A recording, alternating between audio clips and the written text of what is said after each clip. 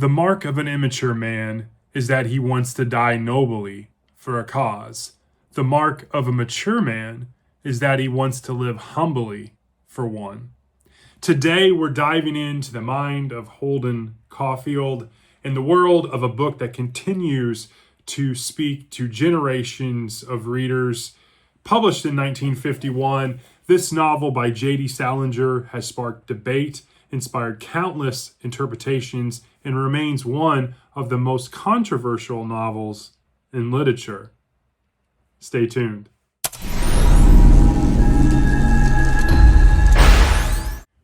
Welcome back to Kevin Toll Reads. Today, obviously, I'm doing my book review of The Catcher in the Rye by J.D. Salinger.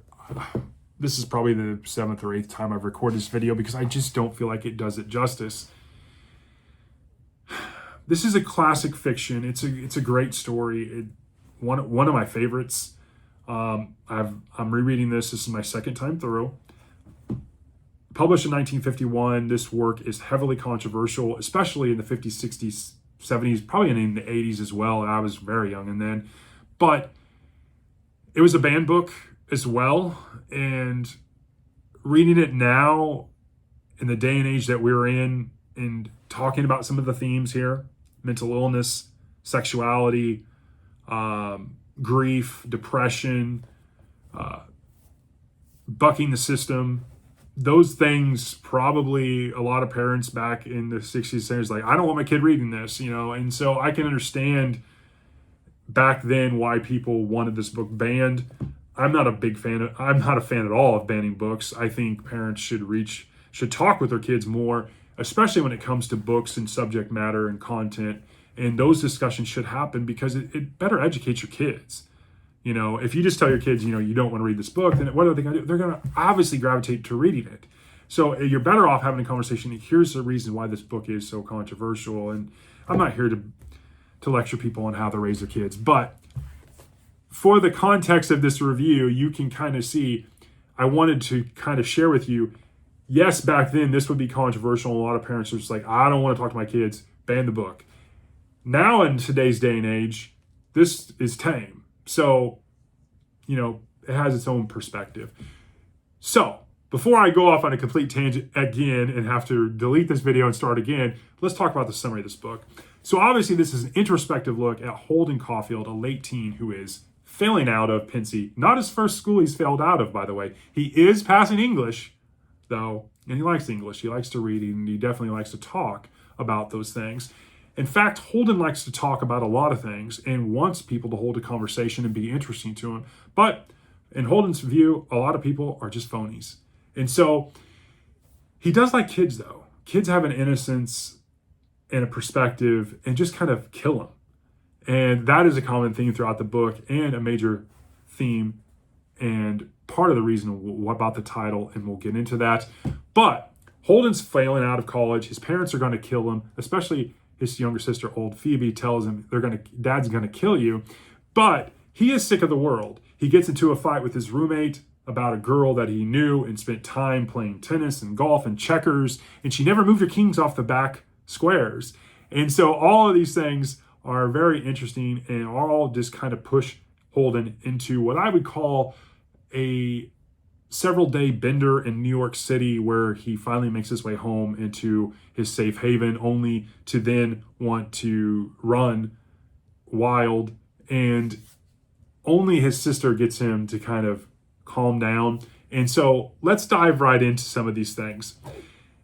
What did I like about this? I liked the things that are probably more controversial because I like the metaphors, the symbolism, and the themes here.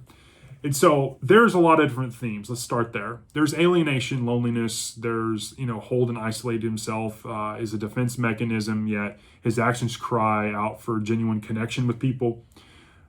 There's innocence versus phoniness. He doesn't like phoniness, but he sees everything as phoniness, which is his own kind of destruction. His disdain of adults, his gravitation towards kids and how funny they are, especially towards the ending of the book where he sees these young kids asking about where the mummies are, and the kid has his pants unbuttoned, and he's like, oh, that killed me. That killed me was used so much, just like the word phony was used throughout the story. Mental health and grief. His brother, Allie, his passing definitely affected him in a deep and profound way, and that's mentioned throughout the story as well. Holden's little sister, old Phoebe, being the voice of reason, and what kind of keeps him grounded, especially as he makes his way home throughout the course of this bender, is really interesting. Let's talk about some of the metaphors and symbolism, though, because those are heavily throughout the book as well. His red hunting hat that he got for $1, that has a huge symbolism, because his hat is his symbolism of individuality, but yet it's also a desire for his protection, because it's a hunting hat. It's to protect him from getting shot and everything else in the world and something bad happening, which is Holden's way of protecting himself when he's out there trying to migrate through the world of phonies. And so that is really interesting. The ducks in the lagoon, it's a huge part of the book because it symbolizes where do they go in winter. And it's really Holden's search for purpose and stability in his life. And there's that interesting scene with the cab driver Horitz, and they have that discussion. And then there's the part where Holden goes to Central Park. He has nothing to do, doesn't know where he's going to stay. And he half freezes to death and gets pneumonia where he's trying to find the ducks and he can't find them. And there's the whole title, The Catcher in the Rye, and what it means when he sees the boy walking down the street with his parents singing the song, singing the poem, The Catcher in the Rye.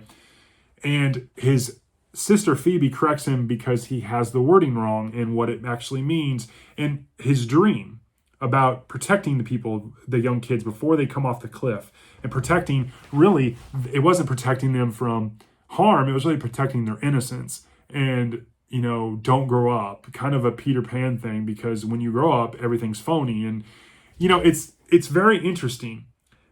But the biggest symbolism for me, the biggest part of this book that is really read between the lines, I think has to do with Salinger himself. Because in my opinion, and you can go on YouTube, there's a ton of videos and you have a ton of different opinion here, Holden Caulfield is really Salinger. Salinger's, if you've read anything about Salinger in his life, his depression, he's not a great person, by the way, but how his life is really Holden's life. He wrote Holden, I think, as a way to deal with his own mental issues, the thoughts in his head, and to me, that is what this book symbolizes in and of itself as a whole. You can read between the lines, you can talk about Holden and the symbolisms there, and I think they're heavily and they're predominant, but I think when you look at it overall, it is about Salinger. That is my opinion. I think Salinger was definitely flawed as a person, and writing Holden was an extension of himself. And I think that's what this book is about.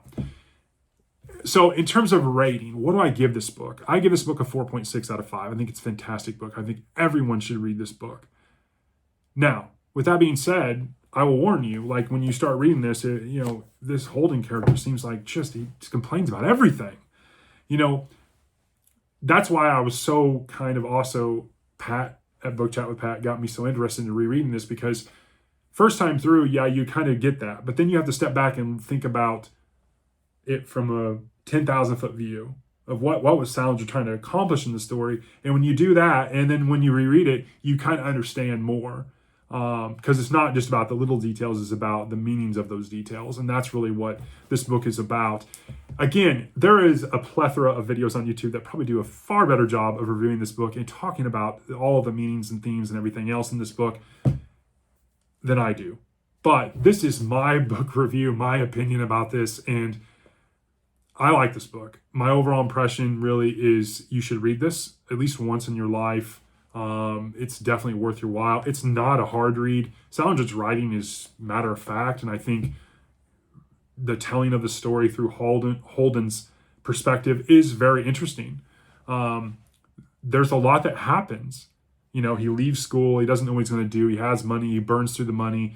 He's drinking. He's smoking. He gets a prostitute. He goes into a friend of a family and he doesn't have anywhere to stay. He visits old Phoebe. He goes to this friend. The friend, You think everything's good. He's giving him advice. Next thing you know, he's petting him as he's trying to sleep, and he wakes up abruptly and he freaks out. Then he's at the train station, and there's a lot that happens. Phoebe freaks out, and there's just so much that happens. But the center of it all is around Holden. And to me, the overarching symbol, it's about Salinger. And so that is my take about this book. I could be very long-winded, as I already am, but my take about The Catcher in the Rye by J.D. Salinger, fantastic book. You should definitely check it out. 4.6 out of 5. That is my book review. Wasn't the best. I still feel like I did it a disservice, but I hope you enjoyed it, and I will talk to you all on the next one. Thanks.